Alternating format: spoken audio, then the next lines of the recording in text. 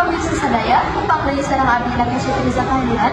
Abdi Zidane Karya di acara Warta Remaja. Pemirsa, kanggo anjeun anu nuju aya di Kabupaten Garut, aya di tempat nongkrong anyar anu nuju janten catur di mana-mana. Nyaeta Cafe Lagoy, anu pareurahna di Jalan Anyar.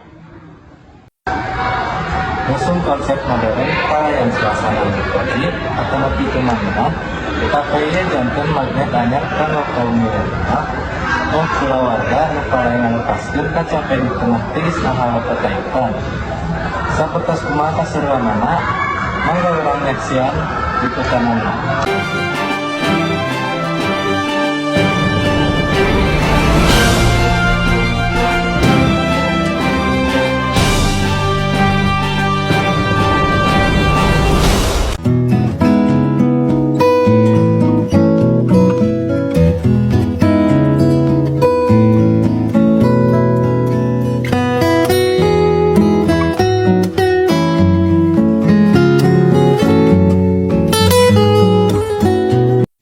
Panggil mengambil rahasia, tapi di dia selaku reporter.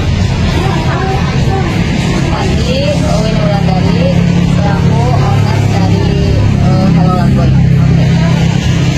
Jadi naon sebenarnya konsep utama yang bisa bikin para pelanggan. Para pelanggan yang pertama Lagoy itu adalah campur aja.